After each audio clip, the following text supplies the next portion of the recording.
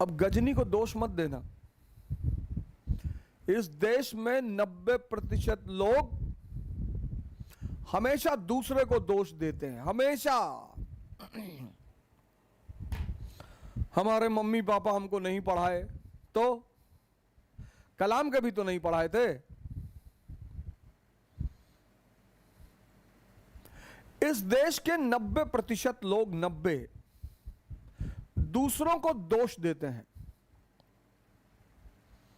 पिछले 30 साल से भारत की जो दशा है, उसके जिम्मेदार राजनेता नहीं है, इस देश के लोग हैं।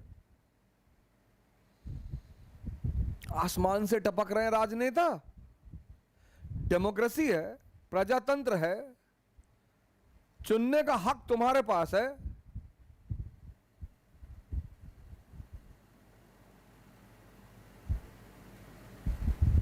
अस्पताल जाते हो तो जाति पूछते हो,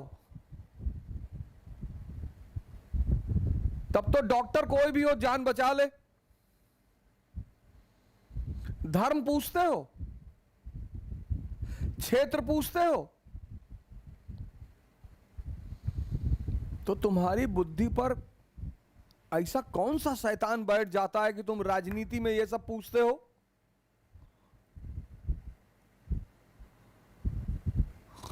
और तुम बहुत जातिवादी हो तो अपने ही जाति के डॉक्टर के पास जाओ।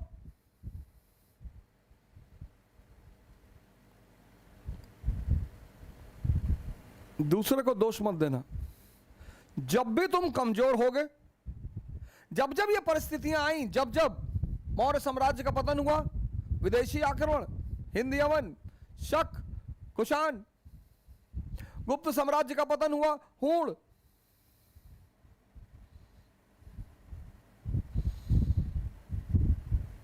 फिर तुर्क, फिर तुर्कों का पतन हुआ, मंगोल, फिर मुगल, फिर मुगलों का पतन हुआ, ईरानी, अफगानी। यही स्थिति भारत की थी 18th सेंचुरी में। 18वीं शताब्दी का जो भारत है, यही स्थिति थी। Polity, absence of powerful central authority, Mughal साम्राज्य का पतन, एक शक्तिशाली केंद्र का अंत, समाज विभाजित, डिवाइडेड, संस्कृति, culture stagnant and backward, economy golden sparrow. 1498 में जब वास्को डिगामा भारत आया और यहां का सामान ले गया, 60 गुना,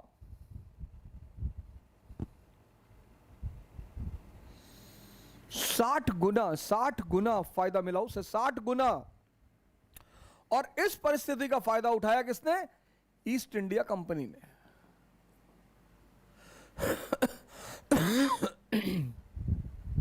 ये चैप्टर आप कहां से पढ़ेंगे? हालांकि ये चैप्टर मैंने YouTube पे डाल दिया है, लेकिन आप ये चैप्टर पढ़ेंगे एनसीईआरटी से,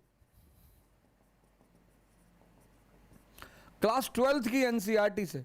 पहला चैप्टर है ये, 18वीं शताब्दी का भारत।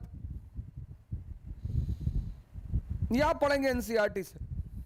बिपिन चंद्रा, क्लास 12th, पुरानी वाली, जिसका ऊपर का कवर ब्राउन रंग का है।